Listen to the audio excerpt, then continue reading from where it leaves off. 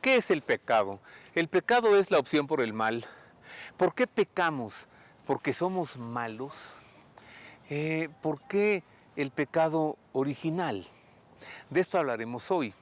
Como usted se da cuenta, estamos en la Universidad Pontificia de México porque vine aquí a buscar al rector, al padre Alberto Anguiano, para conversar acerca del pecado con él. Le aseguro que este va a ser un gran programa porque el padre Alberto Anguiano nos lo va a explicar, se lo anticipo. Quédese con nosotros.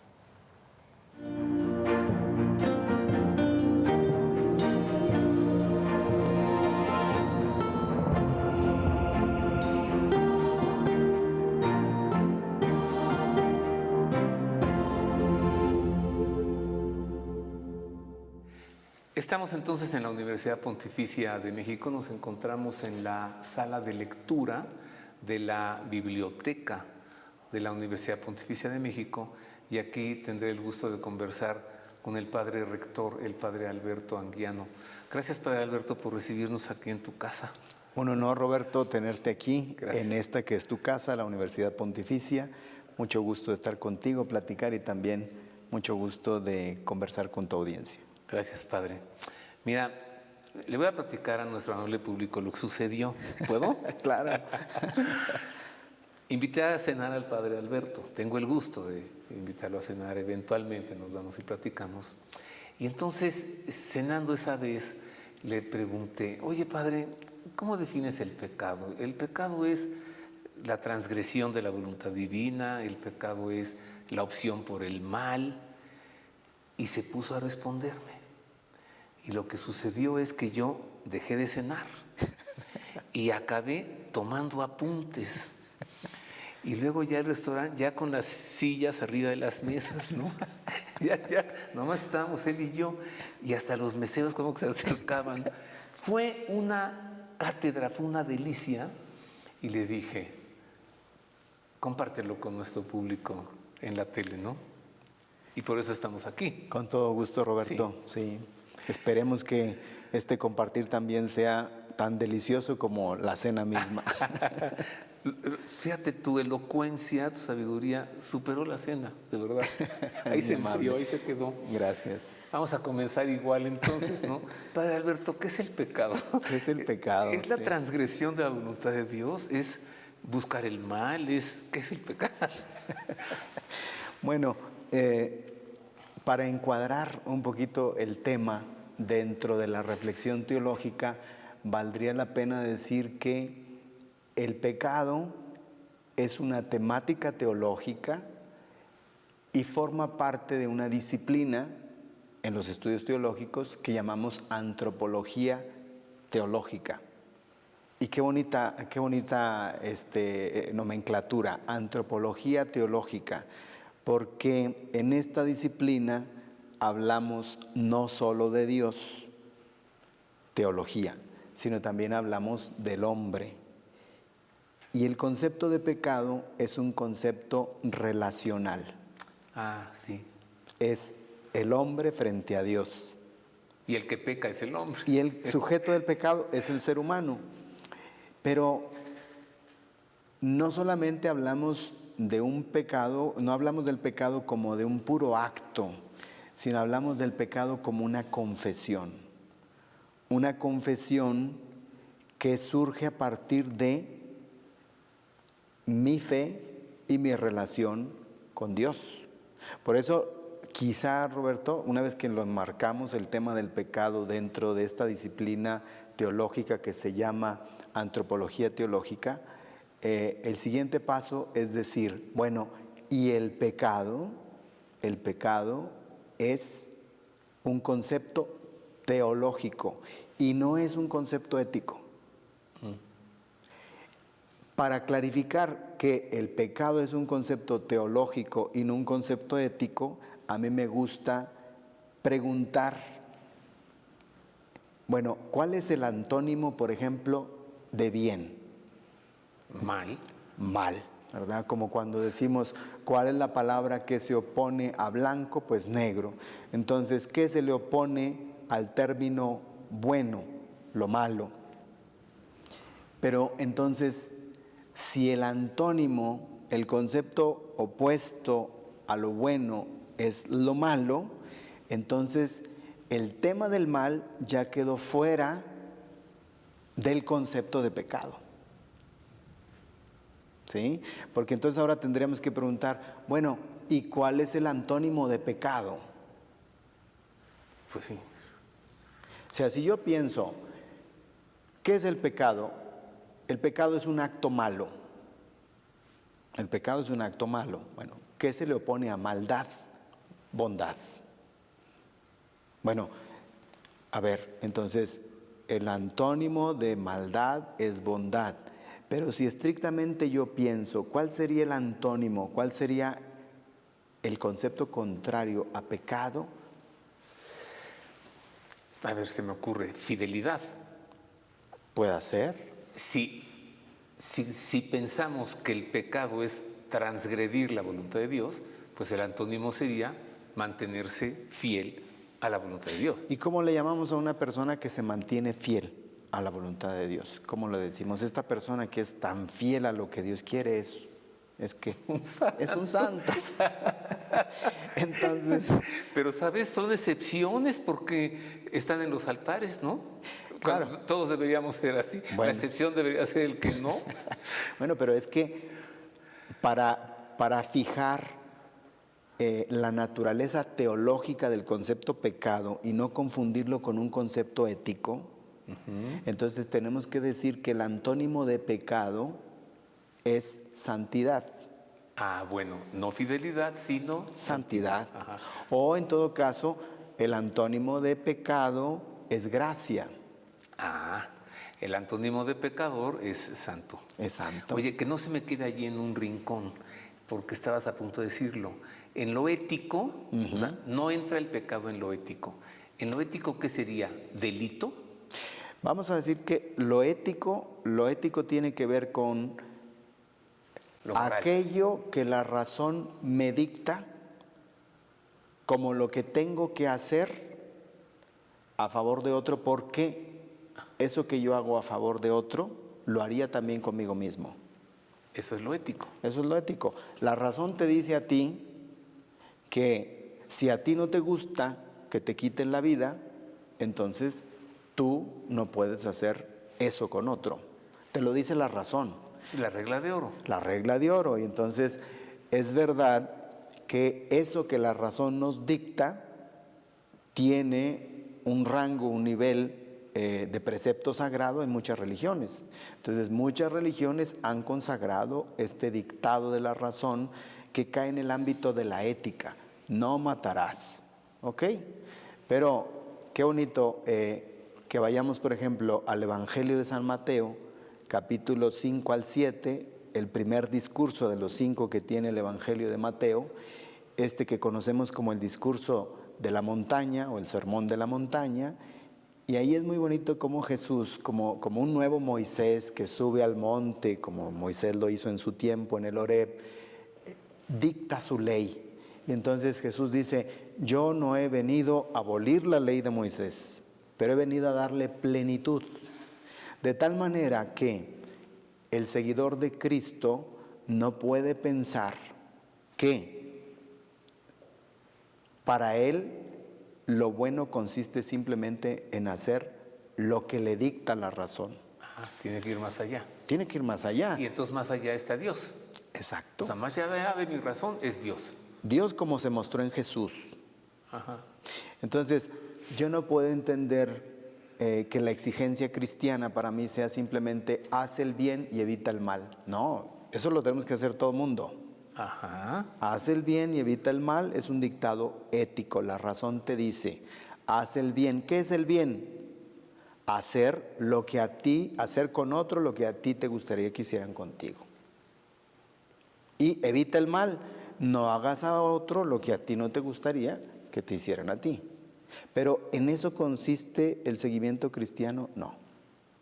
Tampoco, porque No. eso cualquier persona, cristiano o no, lo tiene que hacer. Ahí lo ilustra muy bien Jesús en este capítulo 5 al 7, en este sermón de la montaña, diciendo eso. Dice, pues los que son malos, también saludan a sus amigos. ¿Qué hacen ustedes de extraordinario? Entonces dice Jesús, yo no he venido a abolir la ley, he venido a darle plenitud. ¿Cuál es la plenitud de la ley? La plenitud de la ley consiste en hacer más de lo exigido. Y entonces por eso Jesús dice, antes escucharon ustedes que se dijo, no mates, pero yo te digo más, no solo no mates, yo lo que te digo es, no llames tonto a tu hermano, no lo insultes. Entonces hay que hacer más. Y este más es justamente lo que nosotros llamamos gracia, porque gracia es lo que es gratuito. Tú te acuerdas, ¿no? En aquellas tiendas, que no son las tiendas de conveniencia que ahora tenemos, sino las tienditas de la esquina, donde tú ibas y de repente le decías al comerciante, oiga, ¿y mi pilón? Sí. Es aquello que te va a dar de más porque no está exigido en el contracambio comercial. Eso es gracia del de la tiendita. Exacto, eso es lo gratuito. La gracia es Dios. La gracia es Dios, la gracia es, Dios actúa con nosotros no dándonos lo que nos merecemos, sino lo que necesitamos. Bueno, todo esto que dijo el padre Alberto, que es como una introducción, eso me faltó en aquella cena. Nomás que allá nos servían vino, ¿te acuerdas? Poco, pero aquí nos falta. Aquí nos falta un poco de vino. Una pausa, queridos amigos. Regresamos. El tema, hoy, ¿qué es el pecado? ¿Cómo se define el pecado? ¿Es el pecado, vuelvo a preguntar, la opción por el mal? ¿Es el pecado la transgresión de la voluntad de Dios? ¿Es el pecado consecuencia de la, ¿cómo le llama San Pablo a la carne? De la concupiscencia. La concupiscencia, ¿no? O sea, concupiscencia es tendencia al mal, ¿no? O sea, ¿es eso o es tendencia a qué? Volvemos con esto rápido.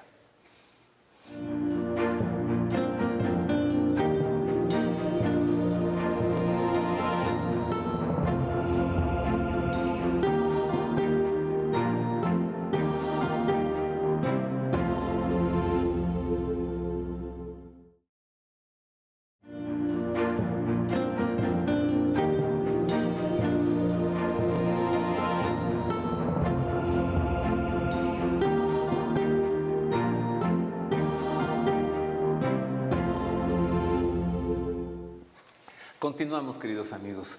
Nos encontramos en una de las salas de lectura de la Biblioteca de la Universidad Pontificia de México y estamos siendo huéspedes del rector de esta universidad, el padre Alberto Anguiano, de quien he de recordarle que él es psicólogo, psicoanalista y su teología dogmática. Teólogo dogmático, se dice, ¿no? Así es, teología dogmática. Y entonces en él se junta esto de conocer la mente y la teología, y estamos hablando acerca del pecado. Nos has dado una introducción entre lo teológico, lo ético, y entonces ya nos ubicamos. ¿Qué más, padre? El concepto entonces de pecado es teológico porque efectivamente no tiene que ver simplemente con una transgresión a un derecho del otro, y que en ese sentido se llama lo malo. Lo malo tiene que ver cuando yo transgredo el derecho del otro. No, el pecado es un concepto teológico porque no solamente es que yo le estoy faltando al otro, estoy faltando a Dios. Es mi falta delante a lo que Dios me pide. ¿Qué es lo que Dios me pide? Lo que Dios me pide está expresado en su Hijo Jesucristo. Y lo que Él me pide es que yo no me limite a hacer lo mínimo con respecto a los demás. Dios me pide que siempre haga de más, es decir, que actúe con gratuidad. Precisamente porque esa es la exigencia que Dios nos pone, actuar con gratuidad, con gracia. El antónimo de gracia es pecado. Y entonces ahí distinguimos, una cosa es mal, que se opone a lo bueno, y otra cosa es pecado, que se opone a gracia o a santidad. Y fíjate, Roberto, esta doctrina sobre el pecado sobre lo que es exigido para un cristiano tiene que ver no tanto con lo que en la misma teología de la Iglesia se llama moral, sino con algo que es previo, que es la dogmática, como tú lo decías. Estamos aquí en un tema que es doctrinal. ¿De dónde proviene entonces esta idea fundamental de que el pecado es un concepto teologal, que el pecado es algo que se opone a la gracia o a la santidad? De la doctrina del pecado. Y la doctrina del pecado en la teología dogmática tiene que ver no tanto con tu pecado y con el mío, tiene que ver con el pecado. No hablemos de nuestros pecados porque... No, porque entonces este programa duraría varios días. Si hablamos de los míos. No. Este pecado es el pecado que tradicionalmente llamamos pecado original, el de Adán y Eva. Y creo que en la formación catequética todos tenemos claro que este pecado de Adán y Eva que llamamos pecado original es de alguna manera la motivación para el sacramento del bautismo. Y entonces cuando los papás llevan al niño a las aguas de la fuente bautismal y uno les pregunta, oiga, ¿y para qué trae este niño a bautizar? Pues entonces ellos dirán, respuesta de catecismo, para que se le quite el pecado original, el pecado que nos heredó Adán y Eva, nuestros primeros padres. Pero si insistimos en preguntarles para que ellos honestamente digan, más allá de lo que aprendieron en catecismo, oiga, pero ¿qué pecado puede tener este niño? Presuponiendo que, como dijimos hace un momentito, casi en automático suponemos que pecado es un acto malo. Entonces, ¿qué pecado puede tener este niño? Porque para hacer un acto malo, como para hacer un pecado, lo que se requiere es tener uso de razón y uso de voluntad. Conciencia de pecado. Conciencia de pecado. ¿Qué conciencia de pecado puede tener un bebé? Y entonces está reconocido por la misma teología que no puede haber pecado donde no hay esa conciencia de pecado y donde no hay voluntad de pecado. De tal manera que si accidentalmente yo disparo una pistola y llego a lastimar a alguien, yo mismo sé que no era mi intención y entonces moralmente yo no tengo pecado. Si yo sueño que voy a asaltar un banco, por más de que asaltar un banco sea un robo, un acto deshonesto, pero estoy soñando, entonces no puedo hablar yo de que estoy en posesión de mi conciencia y de mi voluntad en el sueño. No hay pecado. Entonces, un niño nace en pecado, es nuestra doctrina. ¿Y cómo es entonces que la Iglesia llama verdadero pecado a un niño, verdadero pecador a un niño que acaba apenas de nacer? ¿Por qué le llamamos pecado a este pecado que decimos nos heredó Adán y Eva? Déjame ponerle un poco de suspenso a esto, porque además tenemos, para complicarte un poco, padre, los pecados capitales. O sea, eso suena así como bestiales, ¿no? Como terrible. Y entonces ahí está Marisa para que nos hable de esto. A ver. Ya que el padre Anguiano nos está presentando el significado del pecado aquí en la Universidad Pontificia de México, queridos amigos, veo conveniente recordar cuáles son los 7 pecados capitales, pues para evitarlos es bueno conocerlos. Estos son los 7 pecados capitales. Considerados como afectos desordenados de los que se derivan todos los demás, los pecados capitales, definidos en el siglo VI por el Papa San Gregorio Magno, son 7: lujuria, asidia o pereza, gula, ira, envidia, avaricia y soberbia. se consideran pecados y también son vicios, pues no se trata de actos aislados, sino de inclinaciones y hábitos. Santo Tomás de Aquino considera la soberbia como la raíz de donde proceden los vicios y pecados, pues todo pecado supone el culto idolátrico de sí mismo que antepone los propios caprichos a la voluntad de Dios. De los 7 pecados capitales, 4 de ellos aparentemente desean el bien, pero no es así porque el deseo es desbordado. La soberbia es el apetito desordenado de la propia alabanza. La gula es el deseo desordenado de comer y beber. La lujuria es el apetito desordenado del placer venéreo. Y la avaricia es el deseo desordenado de los bienes exteriores. Los otros 3 huyen del bien por el mal que les acompaña. La asidia o pereza por el esfuerzo que supone, la envidia o tristeza por el bien ajeno, porque rebaja la excelencia, y la ira, porque implica un deseo mayúsculo de venganza. Aparte de los pecados capitales, por ir en contra del orden social hay pecados que claman al cielo, como son el homicidio voluntario, la sodomía, la opresión de los pobres, viudas y huérfanos y la defraudación del salario al trabajador. Puedo entender, Padre Alberto, que hay como grados de pecado. O sea, sean los pecados capitales estos, debe haber otros que son los pecados veniales. Ok. Bueno, pero nos habíamos quedado en suspenso. Como que ya veo, como que ya te acercas al origen del pecado original. O sea, ese bebé, ¿de qué pecado tiene que ser liberado si no ha pecado? Así es. Y precisamente ahondar, ponernos preguntas en el sentido de esta doctrina que no es tan accesible, digamos, al sentido común, porque desde el punto de vista del sentido común todo el mundo decimos, pues ¿cómo se puede decir que un niño nació con pecado? Si el pecado requiere esta conciencia y esta voluntariedad. Entonces, hay que ahondar en los orígenes históricos de esta doctrina. Se remontan hasta el siglo V con San Agustín. Toda la cuestión surge porque los niños son bautizados con la fórmula in remissionem peccatorum. Yo te bautizo para que tus pecados te sean perdonados. Pero empieza por ahí el cuestionamiento, por ejemplo, de Pelagio y su discípulo Celestio, a propósito del sentido que tiene esa fórmula en un niño inocente. Y entonces aquí es donde nos sirve ya el criterio que fijamos anteriormente, es que pecado no tiene que ver con maldad, pecado tiene que ver con falta de santidad.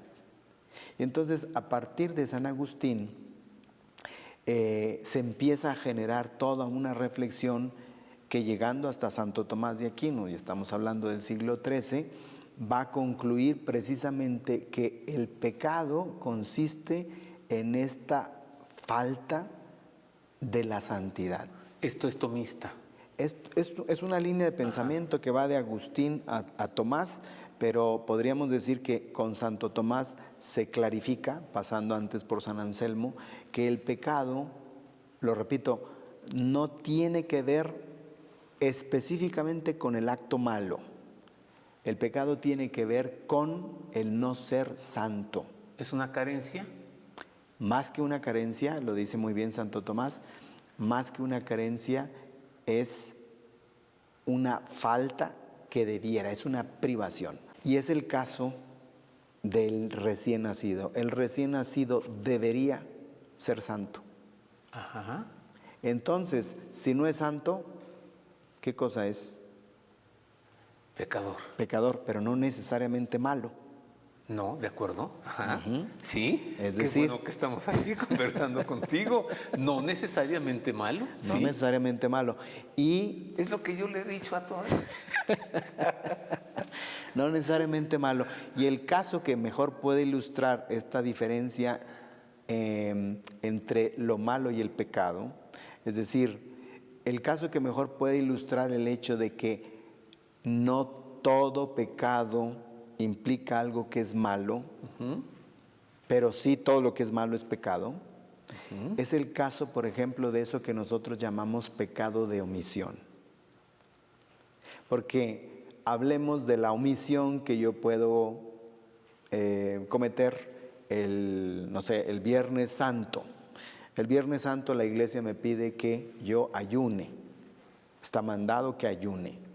La pregunta es, ¿abstenerme de alimento es algo malo o es algo bueno? ¿Qué connotación le doy yo? A ver, comer en principio es algo bueno. Naturalmente yo requiero comer. Si yo me abstengo de comer, ¿es algo malo? Metódicamente sí, porque me pudiera llevar a la muerte, ¿no? Pero eventualmente no. Digamos entonces que como principio el hecho de que yo me alimente no es malo. ¿No? Si yo me alimento, no estoy cometiendo ningún acto malo. Es bueno alimentarse. Y cuando yo entonces, por mandamiento de la iglesia, me abstengo de alimento, yo lo hago como un plus, como un extra. Entonces, comer no es malo. Sin embargo, si yo como el Viernes Santo que está mandado a ayunar, yo cometo un pecado. ¿Qué hice de malo? Pues nada, porque comer no es malo. Fue una omisión. Omití un precepto. Ajá. A ver, padre, este ejemplo del Viernes Santo yo lo voy a poner más drástico, ¿ok? Y tengo que hacer una pausa, entonces te lo planteo. Nuestro Señor nos dice, crezcan y multiplíquense y llenen la tierra. Entonces, reproducirse es bueno. Exacto. Pero también hay un mandamiento que dice, no fornicarás. Entonces, si yo hago un acto de este tipo, ¿es una omisión? Hablemos, por ejemplo, del caso de los consagrados en la iglesia, ¿no? Del sacerdote, de la religiosa. Bueno, tienen un voto, tienen una promesa. Hay una promesa. Y entonces, al sentido común, esto le parece raro. ¿No vas en contra de tu naturaleza? ¿Por qué? Porque es natural el instinto de conservación. Y entonces, tiene sentido abstenerse de este llamado del instinto, tiene sentido porque va más allá de tu instinto, va más allá de tu naturaleza. Entonces, y pasa lo mismo con el mártir, ¿no? Sí. Oye, pero ¿por qué no salvas tu propia vida? No, pues no la salvo porque yo confieso mi fe en Jesucristo y entonces voy a algo mayor. Voy a algo mayor. O sea, hay algo mayor que conservar mi vida. Exactamente. Y entonces lo mismo aplica en el matrimonio. Así es. Está el instinto de reproducción, etcétera, pero tú tienes una promesa y tienes un voto, una promesa de fidelidad. Entonces, y en el caso de los matrimonios que no están obligados al celibato, pero estamos obligados a la castidad. ¿Y qué es la castidad? Eso, no adulterar, ser fiel en el matrimonio. Y alguien podría decir, pero esto no pasa en la especie animal, ¿no? Sí, pero es que ahí no hay un matrimonio, no hay un sacramento. Lo que pasa es que el instinto entonces, el llamado de la naturaleza a la propia conservación, va a ser gobernado por la voluntad de ser fiel a una persona. Nos decías del mártir, o sea, es un bien conservar la propia vida, pero hay un bien mayor, que es perder la vida por alcanzar o por dar testimonio o razón de ese bien mayor que es Dios. Este es el llamado del Evangelio. ¿Y entonces no tenemos mártires del matrimonio? No, bueno, solo santos. Hagamos otra pausa. San Thomas More. Él sí, nada más él. Otra pausa, queridos amigos. Ya nos estamos acercando mucho a grandes conclusiones, ¿no? O sea, hay un bien, pero hay un bien mayor. Exacto. Y aquí, ¿dónde queda el pecado? Una pausa y volvemos con esto.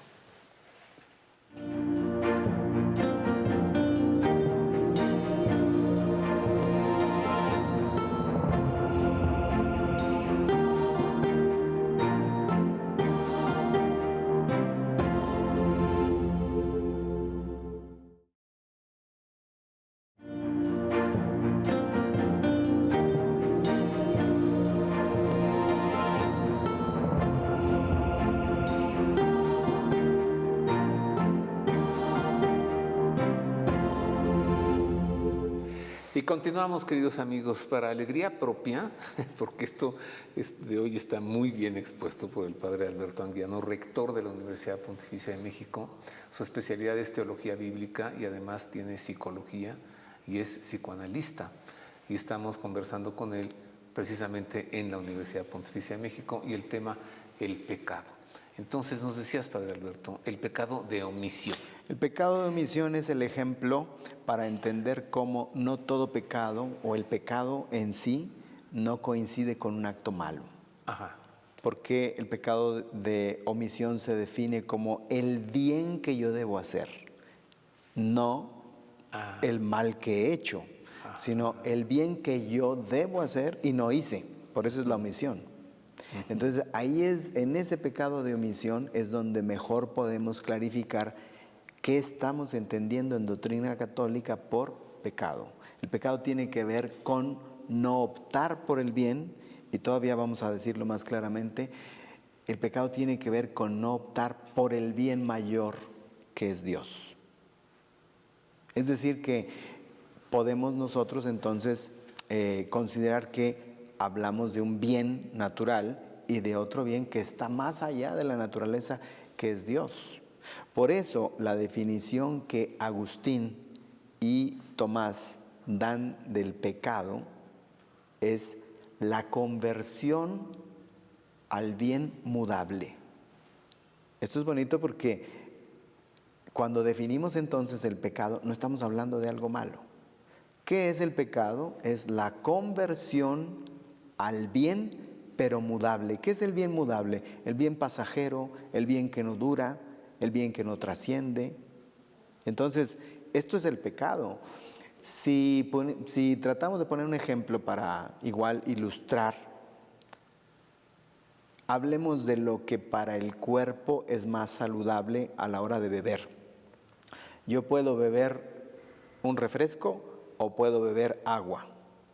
¿Qué es más benéfico para mi salud? Vino.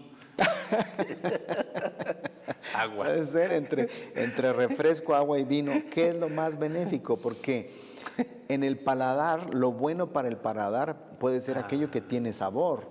El refresco, el vino, el agua es insípida. Pero ¿cuál es el bien mayor de los tres? Sí, el agua. Y entonces, en este sentido, los cristianos estamos llamados a hacer ese bien mayor. Y lo bonito es esto, entender el pecado no desde la perspectiva del mal, como ya lo aclaramos desde el principio. El pecado no coincide necesariamente con el mal. Evitar el mal es un dictado de la razón. Hacer el bien es un dictado de la razón. Pero buscar un bien mayor, ese es un compromiso que yo tengo ante Dios, porque yo he sido testigo y yo he experimentado que Dios ha hecho conmigo el mayor bien que puede hacer conmigo, que es amarme sin condiciones como un hijo.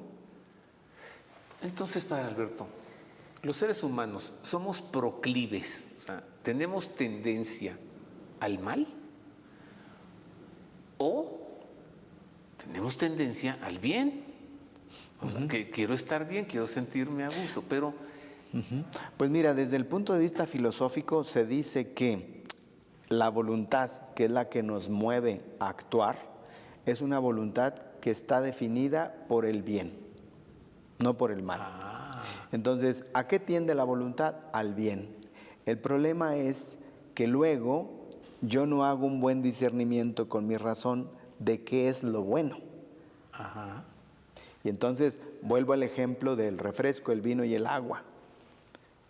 Entonces, si juzgo yo el bien desde la perspectiva de lo placentero, de lo agradable para mi paladar, pues yo puedo decir que lo bueno para mí es entonces el refresco, porque es azucarado, porque tiene un rico sabor, y juzgo que eso es bueno, pero solamente que es una bondad parcial, es un bien parcial, es solo bueno para el paladar, pero no es bueno para la salud de mi cuerpo, porque la cantidad de azúcar que trae esta bebida me va a perjudicar. Entonces, al pecar, no se está buscando tanto hacer el mal, sino obtener un bien. Creo que todos de alguna manera actuamos bajo ese supuesto, al menos. Es decir, Al menos bajo ese supuesto. es decir, yo lo que hago, lo hago porque de alguna manera quiero conseguir un bien para mí. A ver, voy a decir algo duro. Un adicto a drogas, a alcohol, un adúltero, un adicto a la pornografía, eso que hace que es indebido, lo hace, pero lo hace sentirse bien. Lo hace sentirse bien. O sea, no está buscando un mal, está buscando un bien. Así es. Pero ¿de qué bien estamos hablando? Ajá. De un bien que en realidad está falseando una necesidad que yo tengo. Porque la necesidad real que tenemos Es otra. Es un bien mayor. Es otra, por ejemplo, en el caso de quien es adicto al alcohol o a las drogas. ¿Por qué es adicto al alcohol o a las drogas? Porque tanto el alcohol como las drogas le hacen olvidar un malestar que proviene de una mala relación, de una decepción, de una frustración. Entonces, ¿por qué busco el alcohol? ¿Por qué busco la droga? Porque esto me hace sentir bien.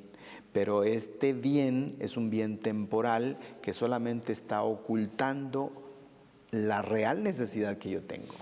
Y eso sería el pecado, buscar un bien, pero es un bien temporal. Es un bien temporal. Cuando hay un bien mayor, infinito, que es Dios. Eterno y mayor. Así es. Y qué bonita la definición de pecado, porque entonces aquí cuando estamos definiendo el pecado no estamos incluyendo al mal.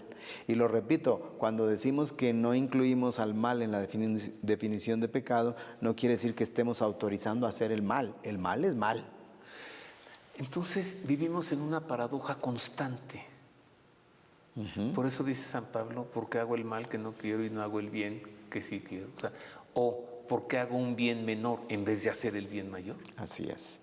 Lo que pasa es que para darnos cuenta de que tenemos este llamado y esta necesidad de un bien mayor, a veces pasa mucho tiempo, pasan muchas experiencias de ensayo y error, y entonces nos toca decir como San Agustín, cero te amavi, tarde te amé.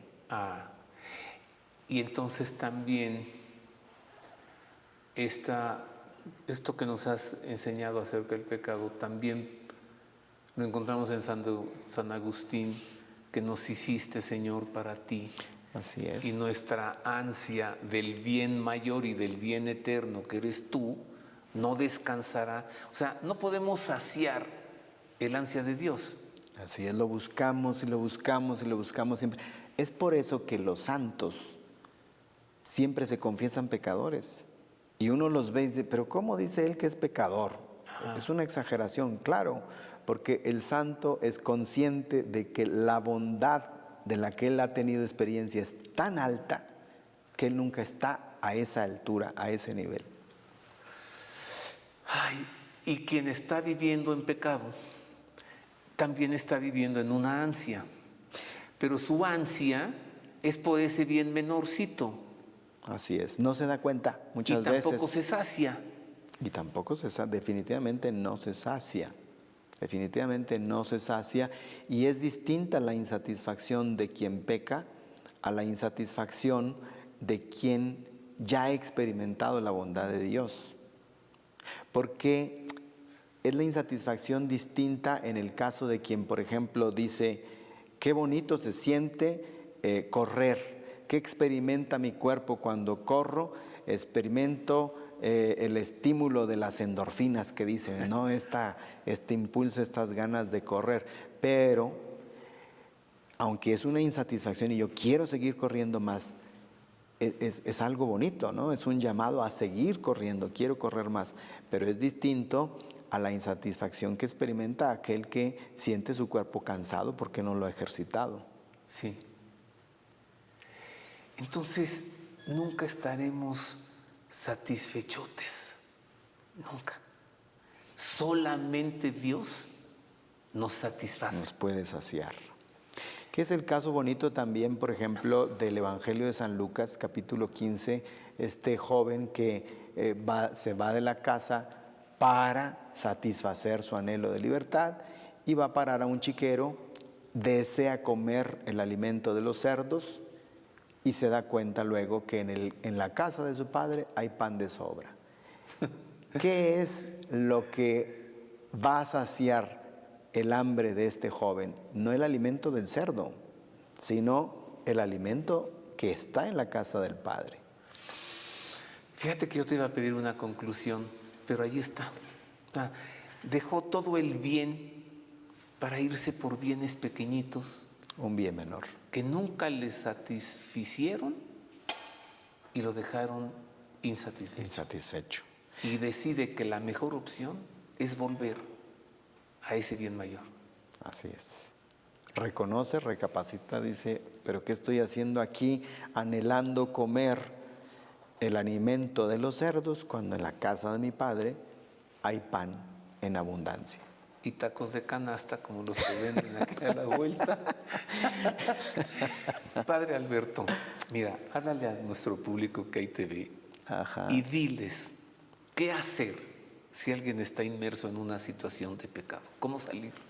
Creo que recuperando este ejemplo y la definición de pecado como la conversión al bien mudable, nosotros debemos de recapacitar. A ver, mi opción de vida, lo que yo hago, mis actividades diarias, están regidas por qué bienes estoy optando. Desde luego que trabajar para conseguir el recurso material, pues es algo bueno, pero a lo mejor yo estoy dedicando toda mi vida por conseguir solo este recurso material, por ejemplo. Y entonces es necesario que recapacite y que me di cuenta que no es suficiente, que yo no voy a ser feliz, no voy a estar satisfecho, no voy a estar contento, simplemente obteniendo estos bienes que son pasajeros. Y en eso, pues hablamos de una falta, de un pecado, desde el punto de vista de la fe. Ya se nos fue el tiempo. Pero te digo una preguntita rapidísimo. ¿De qué se trata el cristianismo? ¿De ser bueno o de hacer el bien? El cristianismo se trata de ser santo. Bueno, ser santo. Que va mucho más allá de ser bueno. Ajá. ¿Y qué debo yo procurar en los días de mi vida? ¿Ser bueno o hacer el bien? En los días de mi vida yo tengo que procurar hacer el bien al modo de Jesús. No cualquier tipo de bien, sino al modo de Jesús. Por eso dice Jesús en el Evangelio de San Juan, un mandamiento nuevo les doy. Ámense como yo. La referencia es Él. Entonces, no basta amarnos, como dice en el Evangelio de Mateo, como los ladrones aman a sus amigos. Hay que hacer más. Y entonces podré ser santo. Esa es la santidad. Muchas gracias, Padre Alberto. A ver cuándo nos vamos a cenar otra vez para que me des otra clasecita y la transformemos en un programa de televisión. Con mucho gusto, Roberto. Gracias, Padre Alberto. Al contrario. Pues espero que le haya gustado a usted esto tanto como a un servidor. Le agradezco que haya estado con nosotros. De todo corazón le deseo que Dios le guarde y yo tengo mi conclusión también. No todo lo que brilla es oro. Eso. Cuidado. Exacto. Gracias.